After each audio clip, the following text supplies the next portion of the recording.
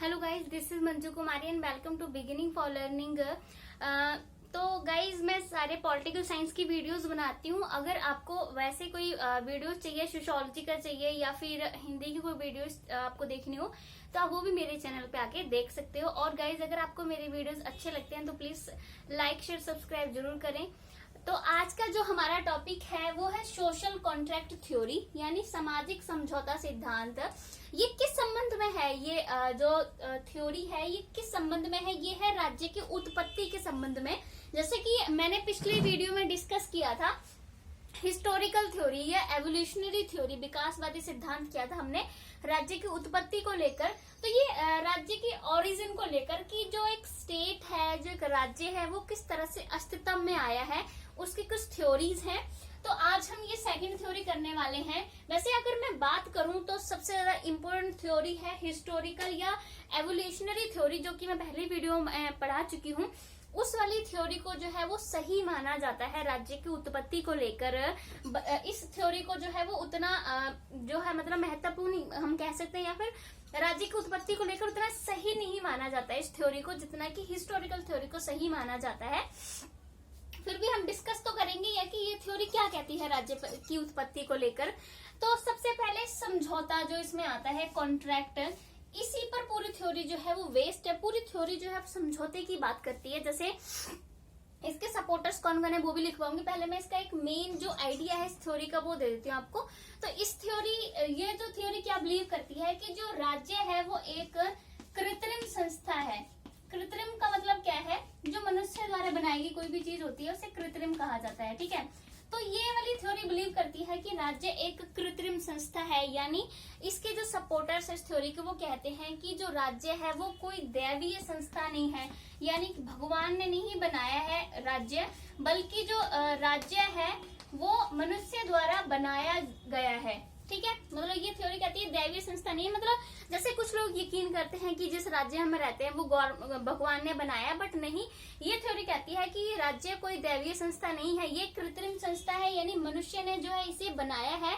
इस थ्योरी के सपोर्टर्स का बिलीव है कि जो मनुष्य है वो पहले एक प्राकृतिक अवस्था में रहता था, स्टेट ऑफ नेचर में। उसके बाद उसका उस अवस्था में रहना किसी कारणवश जो है वो मुश्किल हो गया, और उसके बाद जो मनुष्य है उसने आपस में समझौता किया, और समझौते के बाद उसने जो है वो राज्य का निर्माण किया।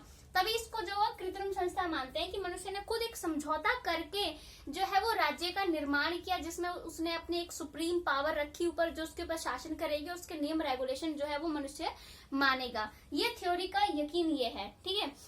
तो इसके हम तीन मेन सपोर्टर्स हैं, उनकी बात कर लेते पहले, क्योंकि पूरी थ्योरी इन तीनों के विचारों पर ही निर्भर करती है, जो मैं भी लिखवाने वाली हूँ। तो पहले सपोर्टर हैं उसके थॉमस हॉब्स, ठीक है। देन सेकंड है जॉन लॉक,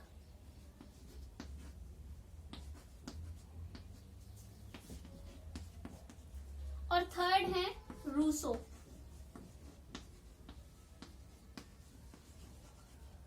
ये तीन सपोर्टर्स हैं, ठीक है, इस थ्योरी के। ये तीनों जो सपोर्टर्स है ये यही मानते हैं कि जो राज्य है उसकी उत्पत्ति जो हुई है वो एक समझौते की वजह से हुई है, कि मनुष्य ने एक समझौता किया कि वो इस तरह से एक राज्य में रहेगा और उसकी एक सुप्रीम पावर होगी। तो ये मानते हैं कि राज्य जो है वो एकदम बना है, कृत्रिम है, समझौते के द्वारा बना है।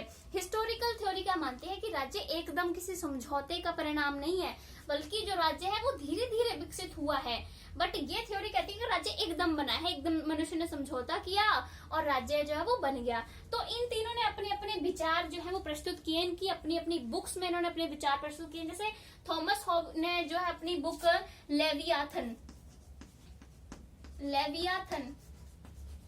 लेवियाथन जो उनकी बुक है उसमें इन्होंने जो है वो अपने विचार प्रस्तुत किए हैं, और ये बुक उन्होंने जो है वो प्रकाशित हुई थी 1651 में, ठीक है, लेवियाथन बुक। इसमें इन्होंने अपने राज्य की उत्पत्ति को लेकर विचारों के बारे में लिखा है। जॉन लॉक ने जो बुक लिखी है two treaties on civil government, two treaties on civil government, ये जॉन लॉक की बुक है जिसमें उन्होंने अपने राज्य की उत्पत्ति को लेकर विचारों को प्रस्तुत किया है, और ये बुक इनकी प्रकाशित हुई थी 1689, ठीक है, 1689 में। और उसके बाद रूसो की जो बुक है वो बहुत ही फेमस बुक है, सोशल कॉन्ट्रैक्ट, जिसके नाम पर हम कह सकते हैं ये थ्योरी का नाम पड़ा है, सोशल कॉन्ट्रैक्ट। और इनकी बुक प्रकाशित हुई थी 1762 में। तो ये 3 सपोर्टर्स हैं और इन तीनों ने अपने अपने जो विचार हैं राज्य की उत्पत्ति को लेकर अपनी अपनी बुक्स में जो है वो इस तरह से पेश किए हैं। तो अगर मैं इस थ्योरी का एक ओवरऑल फिर से बताना चाहूँ, इन तीनों का जो यकीन है वो यही है कि जो राज्य है, राज्य से पहले मतलब राज्य के बनने से पहले मनुष्य एक जो है प्राकृतिक अवस्था में यानी स्टेट ऑफ नेचर में रहता था। वहां उसका रहना किसी वजह से जो है वो नहीं हो पाया, मतलब वहां नहीं रह पाया किसी वजह से। उसके बाद मनुष्य ने आपस में समझौता किया और समझौता करने के बाद उसने जो है वो राज्य का निर्माण किया, और उसके बाद से जो मनुष्य है वो राज्य में रह रहा है। मतलब इनका कहने का मतलब है कि राज्य है जो एकदम बनाया गया कि समझौते का एक परिणाम है। पर इन तीनों के विचारों में अगर हम बात करें तो इन तीनों के विचार ये नहीं कि एकदम बिल्कुल मिलते ही हैं, क्योंकि किसी भी दो लोगों के विचार आपस में नहीं मिलते हैं, पूरी तरह से नहीं मिलते। कहने के मतलब पूरी तरह से किन्हीं दो लोगों के विचार नहीं मिल सकते, तो इन तीनों के विचार भी पूरी तरह नहीं मिलते हैं। बट फिर भी ये तीनों जो है वो 3 बातों पर सहमत हैं, चाहे इनके विचार अलग अलग हों, लेकिन 3 बातों पर ये तीनों ही सहमत हैं कि ये तीनों बातें जो है वो सच में जो है मतलब है, मतलब राज्य की उत्पत्ति को लेकर।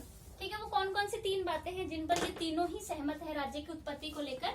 पहली जो बात है कि जो मनुष्य है वो एक स्टेट ऑफ नेचर में रहता था राज्य के बनने से पहले, यानी स्टेट ऑफ नेचर यानी प्राकृतिक अवस्था। यानी इनकी एक बात पे तीनों ही मानते हैं कि मनुष्य जो है पहले राज्य के बनने से पहले एक प्राकृतिक अवस्था में रहता था, जहां उसे सब तरह की स्वतंत्रता थी, अपनी इच्छा के अनुसार जीता था। कोई ऐसी संस्था नहीं थी वहां पर जो उसको नियंत्रित कर सके, उसके व्यवहार को नियंत्रित कर सके। मतलब कहते हैं ना सर्वोच्च संस्था ऊपर नहीं थी, जैसे अभी हमारी सर्वोच्च संस्था कौन सी है, गवर्नमेंट है। गवर्नमेंट ही तो हम लोगों को नियंत्रित करती है ना, लॉज वगैरह बनाकर। तो वही कहते हैं कि जब प्राकृतिक अवस्था में स्टेट ऑफ नेचर में रह रहा था तो स्वतंत्र था, अपने अकॉर्डिंग जी रहा था। मतलब जिसकी लाठी उसकी भैंस, जॉन लॉक जैसे कहते हैं कि थॉमस हॉब्स कहते हैं जिसकी लाठी उसकी भैंस, ऐसी सिचुएशन थी प्राकृतिक अवस्था में। मतलब अपनी मर्जी से जी रहा था, कोई इसको रोकने टोकने वाला नहीं था। तो इस बात पर तीनों ही सहमत हैं। देन दूसरी बात पर ये तीनों सहमत है वो है कि एक प्रकार का सोशल कॉन्ट्रैक्ट, यानी ये तीनों इस बात को मानते हैं कि जो स्टेट है वो एक सोशल कॉन्ट्रैक्ट के द्वारा ही जो है वो बना है। यानी लोगों ने आपस में एक समझौता किया, समझौते के बाद उन्होंने एक राज्य बनाया। समझौते में उनकी बातें थी कि एक सुप्रीम पावर होगी जो सबसे ऊपर होगी और वही जो है वो शासन करेगी, उसको अधिकार जो है वो दिए गए। ठीक है, ये थॉमस हॉब्स जो है वो ज्यादा मानते हैं एक सुप्रीम पावर को जिसके पास सारे अधिकार सारे राइट्स हैं। ठीक है, तो इस बात पे भी ये तीनों ही सहमत है कि एक सामाजिक समझौते के द्वारा ही राज्य बना है। तीसरी बात पर ये जो मतलब एक प्रकार से वो थे सहमत थे, वो वाली बात थी, कहते हैं कि जो राजा होता है और जो प्रजा होती है, राजा और प्रजा के जो संबंध होते हैं वो एक समझौते पर निर्भर करते हैं। जो उनके बीच में समझौता होता है उस पर ही राजा और प्रजा के संबंध जो है वो निर्धारित होते हैं। जैसे कि मतलब ये कहते हैं कि राजा और प्रजा के बीच में एक समझौता हुआ होता है कि प्रजा की इसमें मांग होती है कि राजा जो है वो उनकी हितों की पूर्ति करेगा, उनकी रक्षा करेगा, फिर जो है वो उससे सबसे ऊपर रखेंगे, एक सुप्रीम पावर देंगे। इस प्रकार से राजा और प्रजा के बीच में कहता है कि एक समझौता हुआ होता है। ठीक है, तो ये 3 बातें हैं जिन पर तीनों विद्वान जो है वो सहमत हैं, अलग अलग मत होने के बावजूद भी राज्य की उत्पत्ति को लेकर। ठीक है, तो अभी हम लोग बात करने वाले हैं, मैं पहले भी इसका बता चुकी हूँ कि इनका जो तीनों का कहने का मतलब निकलता है वो यही निकलता है कि राज्य के बनने से पहले जो है वो एक प्रकार की प्राकृतिक अवस्था में मनुष्य रहता था। उसके बाद वहां उसका रहना मुश्किल हो गया और उसके मतलब मुश्किल होगा कि अराजकता फैल गई वहां पर। उसके बाद जो है वो उन्होंने एक समझौता किया और राज्य का निर्माण किया, जिसमें अभी आज के मनुष्य भी उसी राज्य में रह रहे हैं। चाहे राज्य का भी स्वरूप बदल गया है, विस्तार हो गया, बड़े हो गए हैं, लेकिन इस तरह से राज्य बना। तो अब हम लोग बात करने वाले हैं एक समझौते के बारे में कि ये समझौता जो है वो 16वीं से अगर मैं 18वीं शताब्दी की बात करूं बीच में जो है वो ये जो सिद्धांत था, ये सोशल कॉन्ट्रैक्ट थ्योरी का सिद्धांत था, इस बीच में बहुत ही ज्यादा लोकप्रिय हुआ था उस टाइम जाकर। तो ये जो थ्योरी है ये क्या करती है, जो इतिहास है उसको दो भागों में बांटती है। ये थ्योरी इतिहास को दो भागों में बांटती है। एक ये लोग कहते हैं जो हमारा है प्राकृतिक अवस्था का जो काल है, प्राकृतिक अवस्था का काल, और जो दूसरा ये लोग मानते हैं इतिहास को, वो कहते हैं नागरिक जीवन प्रारंभ होने के बाद का काल।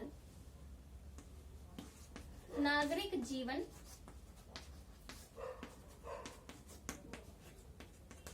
प्रारंभ होने के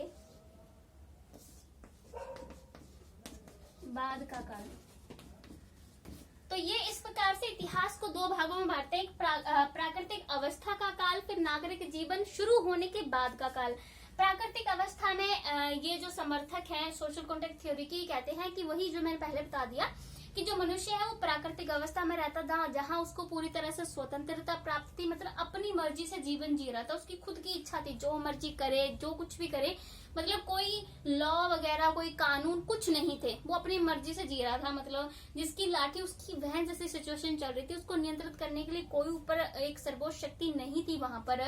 उसके बाद कहते हैं कि फिर वहां प्राकृतिक अवस्था में जो है वो अराजकता फैल गई चारों तरफ, वहां मनुष्य का रहना मुश्किल हो गया, इसलिए उसने इस सब जो स्थिति थी उससे बचने के लिए उसने एक समझौता किया, और उसके बाद जो है वो एक नागरिक बन गया, वो उसने एक राज्य बनाया समझौते के बाद, और उसके बाद जो है वो एक नागरिक बन गया। तो इस प्रकार से जो है ये दो काल में जो इतिहास को दो उसमें बांट दिया कि पहले इतिहास प्राकृतिक अवस्था में मनुष्य रह रहा था, उस पर राज्य में मनुष्य रह रहा है, ठीक है।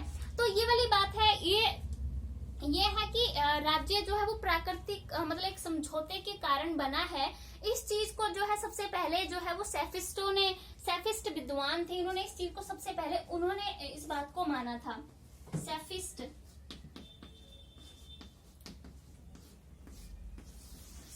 जो विद्वान थे, ये सेफिस्ट विद्वान कौन थे, इनको हम वंडरिंग टीचर्स कह सकते हैं। मतलब वंडरिंग मतलब घूमने फिरने वाले जो शिक्षक थे, वो इधर उधर दूसरे स्थानों पर जाते रहते, शिक्षाएं तरह से बांटते रहते थे। सोफिस्ट जो विद्वान थे, इन्होंने भी इस चीज को स्वीकार किया कि जो एक राज्य है वो मनुष्य ने एक समझौते के द्वारा ही बनाया है, जिसमें उसने अपनी जरूरतों को पूरा करने के लिए एक समझौता किया। यानी इन्होंने सबसे पहले इस बात को स्वीकार किया कि जो राज्य है वो समझौते की उत्पत्ति है, मतलब समझौते की वजह से आया, क्योंकि मनुष्य ने अपने हितों को पूरा करने के लिए एक समझौता किया, ठीक है। तो इन्होंने उसके बाद अगर मैं प्लेटो और अरिस्टो की बात करूं, प्लेटो एंड एरिस्टोटल,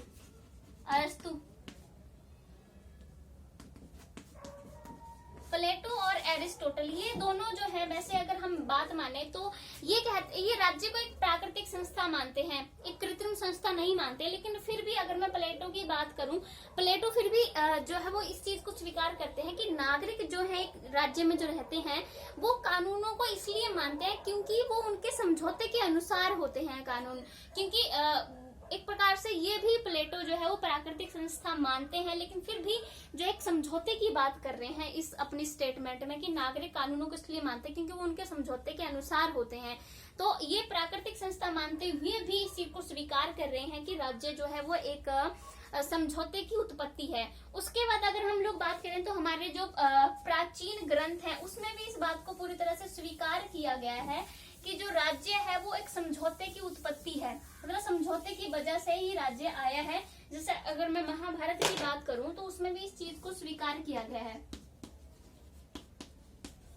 महाभारत में भी इस चीज को स्वीकार किया गया कि राज्य जो है वो एक समझौते की उत्पत्ति है। महाभारत में कहा गया है कि जो मनुष्य था वो पहले प्राकृतिक अवस्था में रह रहा था, वहां अराजकता फैल गई, उसका वहां रहना मुश्किल हो गया, इसलिए उसने एक समझौता किया और उसने क्या किया, मनु को अपना राजा बनाया और उनके नियम अनुसार जो है वो मनुष्य रहने लगा वहां पर प्रजा बनकर। तो महाभारत में इस बात को स्वीकार किया गया। उसके बाद अगर हम चाणक्य की बात करें, कौटिल्य चाणक्य जो भी उन्हें हम कहते हैं, उनका जो अर्थशास्त्र फेमस बुक है उसमें उन्होंने जो है इस बात को स्वीकार किया है कि राज्य जो है वो समझौते की उत्पत्ति है, मतलब राज्य समझौते की वजह से जो अस्तित्व में आया है। उन्होंने भी यही माना है कि लोगों ने जो है वो जनता जो है वो अपने एक राजा चुनती है और उसके नियम बनाए हुए नियम रेगुलेशन जो है वो जनता मानती है राजा के, क्योंकि लेकिन वो तब तक मानती है जब तक कि जो राजा है वो प्रजा के हितों की रक्षा कर रहा है। ठीक है, तो ये वाली बात है कि अर्थशास्त्र में भी इस चीज को स्वीकार किया गया है। और अगर मैं बात करूं तो यूरोप के पादरी जो हैं उन्होंने भी इस चीज को स्वीकार किया है कि जो राज्य है वो एक सामाजिक समझौते की उत्पत्ति है। जैसे मैन गोल्ड एक पादरी हैं, मैन गोल्ड, इन्होंने भी इस चीज को स्वीकार किया। ये भी कहते हैं कि जनता जो है वो अपना राजा चुनती है और उसके बनाए हुए नियम रेगुलेशंस जो है वो मानती है। अगर जो राजा है वो प्रजा के हितों का ख्याल रखता है तब तक जो है जनता उसके कहने के अनुसार नियम रेगुलेशन जो है वो मानती है। तो इन्होंने भी इस चीज को जो है वो जो पादरी है उन्होंने भी इस चीज को स्वीकार किया है। तो धीरे धीरे जाकर इस तरह से जो विचारधारा थी, मतलब ये विचारधारा हम बात करें तो ये नहीं हम इसको कह सकते कि 16वीं शताब्दी में शुरू हुई थी। ये विचारधारा पहले से चली आ रही है, पहले से ही बहुत सारे लोग मानते चले आ रहे हैं, विद्वान मानते चले आ रहे हैं कि राज्य जो है वो एक समझौते की वजह से अस्तित्व में आया है। पर ये विचारधारा 16वीं से लेकर 18वीं शताब्दी के बीच में बहुत ज्यादा लोकप्रिय हो गई, तब इस चीज को ज्यादा मतलब उभारा गया। तभी इसको कुछ लोग कह देते हैं कि ये विचारधारा 16वीं शताब्दी में आई थी, लेकिन एक्चुअली में ये इस टाइम में जाके बहुत ज्यादा लोकप्रिय हुई थी। लेकिन धीरे धीरे उसके बाद ये विचारधारा जो है पतन की ओर भी जाने लगी।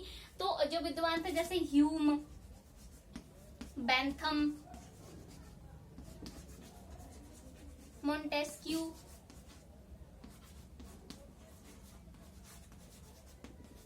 ये जो विद्वान थे ह्यूम, बेंथम, मोंटेस्क्यू, इन विद्वानों ने जो है वो इस विचारधारा को, सोशल कॉन्ट्रैक्ट थ्योरी को बहुत आघात पहुंचाया। मतलब उन्होंने इसका क्रिटिसाइज किया, इसको आलोचना की कि ये विचारधारा जो है वो राज्य की उत्पत्ति को लेकर उसके संबंध में जो है वो सही विचारधारा नहीं है। उसके बाद डार्विन का जो नया वो आती है, जो राज्य की उत्पत्ति को लेकर जो उनका एक सिद्धांत आता है, वो जो है उसको पूरी तरह से ही इस विचारधारा को गलत साबित कर देता है। डार्विन का, जो कि मैं पहले भी करा चुकी हूँ ये वाला सिद्धांत, उनका सिद्धांत आता है इवोल्यूशनरी, है जिसे हिस्टोरिकल भी कहते हैं, इवोल्यूशनरी थ्योरी। इस थ्योरी ने जो है वो सोशल कॉन्ट्रैक्ट थ्योरी को बिल्कुल ही गलत साबित कर दिया। इवोल्यूशनरी थ्योरी में कहा गया कि जो राज्य है वो इतिहास की एक उपज है, मतलब धीरे धीरे उसका विकास हुआ है, किसी समझौते की वजह से नहीं वो एकदम बन गया, मतलब धीरे धीरे उसका विकास हुआ, बहुत टाइम लगा राज्य को बनने में। जैसे एक बच्चा नहीं बढ़ता है कि बच्चा एकदम ही थोड़ी जन्म लेते ही जवान हो जाता है, धीरे धीरे से बच्चा बड़ा होता है फिर जाके जवान बनता है। वैसे ही फिर इन्होंने बोला है कि राज्य की भी विकास जो है वो धीरे धीरे स्टेप वाइज हुआ है, जो भी राज्य है उसको बनने में बहुत समय लगा था। तो इस थ्योरी को जो है वो ज्यादा सही माना जाता है राज्य की उत्पत्ति को लेकर। तो जब ये थ्योरी आई सामने तब इस वाली थ्योरी को पूरी तरह से गलत साबित कर दिया गया। ठीक है, तो ये हो गया हमारा कि एक इतिहास क्या रहा है इस थ्योरी का। तो अभी हम लोग बात करेंगे इस थ्योरी के बारे में, इन तीनों विद्वानों के जो क्या क्या विचार हैं, थॉमस हॉब्स, जॉन लॉक और रूसो, इन तीनों ने क्या क्या विचार दिए हैं इस थ्योरी के संबंध में, उनके बारे में बात करने वाले हैं। लेकिन सबसे पहले जो इसमें चीजें आई हुई हैं, सबसे जो मेन बात एक आती है state of nature. State of nature को लेकर इन तीनों के क्या विचार रहे हैं उसके बारे में बात कर लेते हैं पहले। यानी प्राकृतिक अवस्था, जैसे मैंने आपको बार बार ही इस चीज को रिपीट किया है कि इन्होंने बोला था कि मनुष्य पहले प्राकृतिक अवस्था में रहता था राज्य बनने से पहले। तो प्राकृतिक अवस्था के बारे में इन तीनों के क्या विचार है? मेन तो विचार यही है इनके कि राज्य के बनने से पहले मनुष्य प्राकृतिक अवस्था में रहता था और वहां उसे पूरी तरह से स्वतंत्रता थी, अपनी इच्छा अनुसार वहां पर वो जीवित रह रहा था, फिर समझौता किया, फिर राज्य में रहने लगा। तो प्राकृतिक अवस्था के बारे में भी तीनों के विचार अलग अलग हैं। अगर मैं यहाँ पर हॉब्स की बात करूं, थॉमस हॉब्स, तो हॉब्स क्या कहते हैं? कहते हैं कि जो मनुष्य है वो क्या है, स्वार्थी है, ठीक है, विश्वासघाती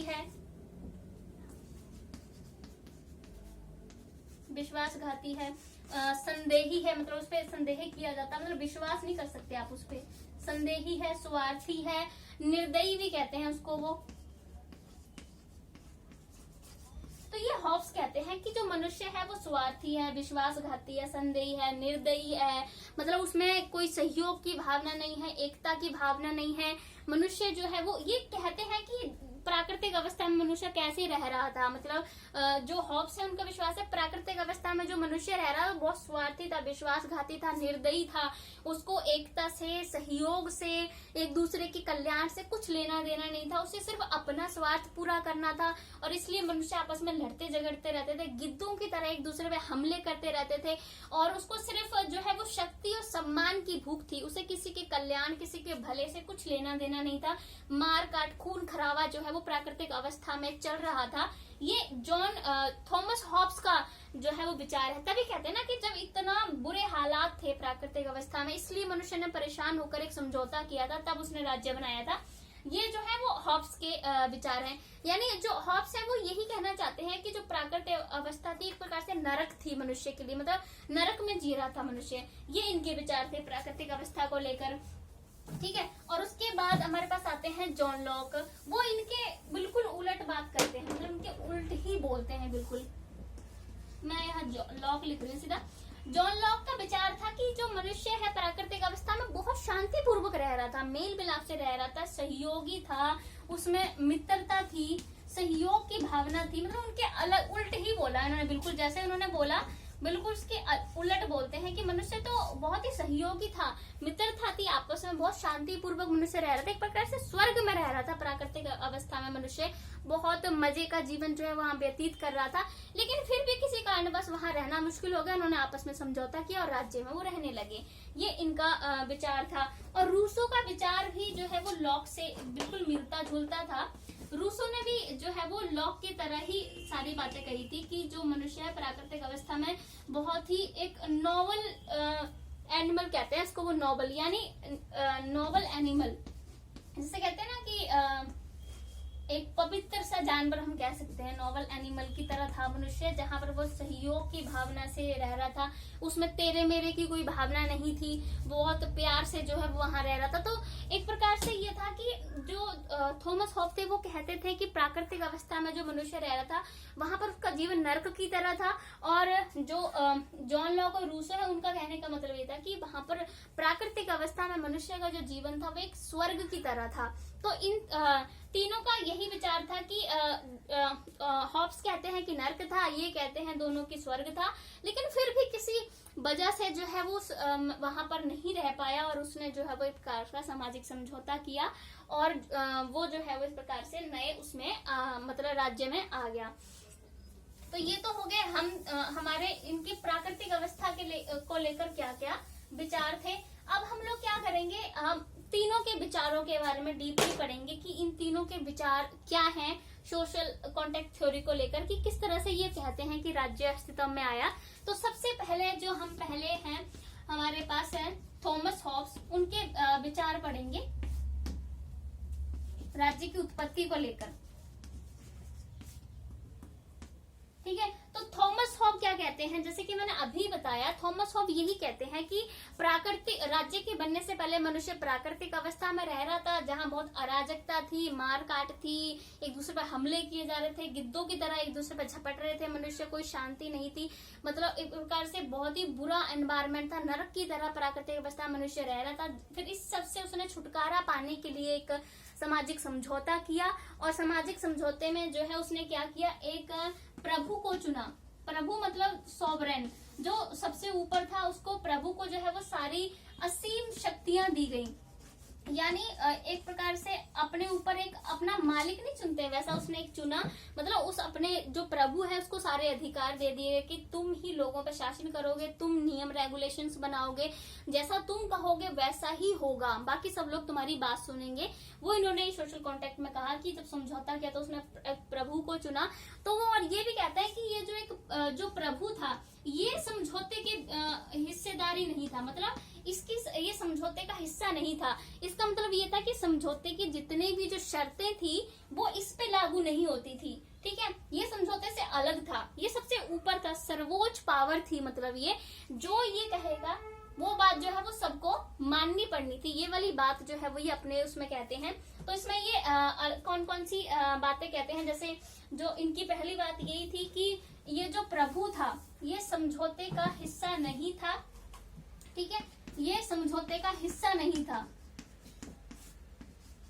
और हिस्सा नहीं था तो इसका मतलब ये था कि इसके ऊपर समझौते की कोई भी शर्त लागू नहीं होती थी, ठीक है। दूसरी ये जो बात कहते हैं, दूसरी बात कहते हैं ये सर्वोच्च पावर था, सर्वोच्च शक्ति। मतलब ये कहते हैं जो प्रभु था ये सर्वोच्च शक्ति था, सबसे ऊपर था, जो इसने आदेश दे दिया वो हर किसी को आदेश जो है वो मानना पड़ेगा। अगर कोई इसके आदेश को नहीं मानता है तो उसे जो है बहुत कड़ा जो है वो दंड दिया जाएगा उसकी इस बात को ना मानने के लिए, ठीक है। मतलब सारी पावर जो है वो एक व्यक्ति के हाथ में समेटने की बात जो है उसमें की गई है कि सारी पावर एक व्यक्ति को दे देगी सब लोगों की, कि यही डिसाइड करेगा। जैसे अगर हम लोग एक फैमिली में बात ना करें तो कई फैमिलीज में होता है कि सारी पावर फादर के पास ही होती है, फादर ही डिसाइड करेंगे कि क्या होना है, कौन क्या पहनेगा, क्या खाएगा पिएगा, कौन जाएगा कहाँ, क्या करेगा, सब कौन डिसाइड कर रहा है, फैमिली में फादर डिसाइड कर रहे हैं, ठीक है। तो वैसे ही है कि ये जो हॉब्स का जो सिद्धांत है वो यही मानते थे कि प्रभु को दे देगी सारी पावर। जैसे वही राजाओं वाली बात है कि एक राजा बना दिया गया, सब कुछ राजा डिसाइड करेगा, तुम्हारा कुछ नहीं है, अब तुम्हारी फ्रीडम वगैरह कुछ नहीं है, ठीक है। और प्रभु के खिलाफ जो है वो आप उसका विरोध नहीं कर सकते हैं, आप उसके विरोध में कुछ नहीं बोल सकते, आपको ऐसा कोई अधिकार नहीं दिया है कि आप उसका विरोध कर सकते हो। आप विरोध के लिए मतलब उसकी एक आलोचना आप कर ही नहीं सकते हो, चाहे वो कितना भी गलत हो। ये वाली बात भी जो है प्रभु के बारे में कही गई थी। और बाकी अगर हम अधिकार की बात करें तो एक ही अधिकार जो है वो इसके राज्य में दिया गया था, थॉमस हॉब का जो राज्य था उसमें एक अधिकार दिया गया था, वो था आत्म रक्षा का अधिकार। इसमें कहा गया था कि मनुष्य के पास सिर्फ एक अधिकार है, वो है आत्म रक्षा, और इसको छोड़कर बाकी सब अधिकार जो हैं वो प्रभु के पास हैं, सारी स्वतंत्रताएं प्रभु के पास हैं। जो प्रभु जो है, प्रभु मतलब गॉड नहीं है यहाँ पर, मतलब सुप्रीम पावर है इसका मीनिंग, ठीक है।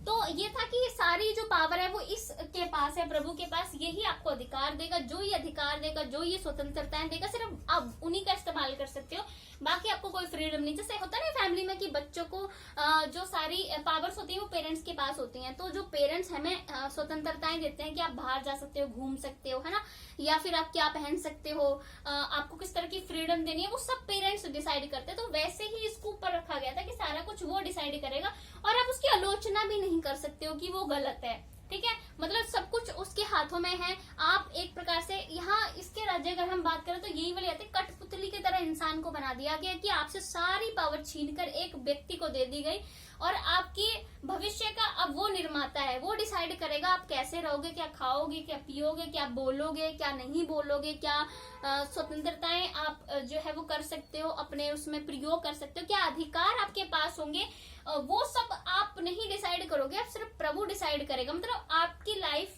को कंट्रोल कौन करेगा, जो धागे की तरह बांध देगा कठपुतली की तरह, वो खींचेगा आपको। तो इस प्रकार से इनके राज्य में सारी पावर जो है वो एक व्यक्ति को दी गई, ठीक है। ये है इनका राज्य, थॉमस हॉब्स का राज्य था। अब उसके बाद हम लोग बात करेंगे जॉन लॉक और रूसो, ये दो बच्चे हैं, इनके बारे में बात करेंगे कि इन दोनों ने क्या बोला अपने राज्य का। जैसे थॉमस हॉब ने तो एक प्रकार से यही बोला, रिजल्ट यही निकला इसका कि मनुष्य कठपुतली की तरह बना दिया उन्होंने अपने राज्य में। अब हम लोग बात करेंगे जॉन लॉक और रूसो ने क्या बोला अपने राज्य के बारे में, वो हम नेक्स्ट वीडियो में बात करेंगे, क्योंकि फिर वीडियो बहुत ज्यादा बड़ी हो जाती है। पहले इस सोशल कॉन्ट्रैक्ट थ्योरी को समझना जरूरी है, फिर इनके विचारों को समझना बहुत आसान है, जैसे कि इनके विचार बहुत ही आसान थे। उसके बाद इनका क्रिटिसिज्म भी हम डिस्कस करेंगे। तो गाइज अगर आपको मेरा वीडियो अच्छा लगता है तो प्लीज लाइक शेयर सब्सक्राइब जरूर करें, और नेक्स्ट जो हमारा इसका बच रहा है वो नेक्स्ट वीडियो में हम करेंगे, और मैं डिस्क्रिप्शन बॉक्स में इसका लिंक भी शेयर कर दूंगी, ताकि ये वीडियो देखने के बाद आप नेक्स्ट वीडियो भी जो है लिंक वहां से लेके देख सके। Thank you so much guys.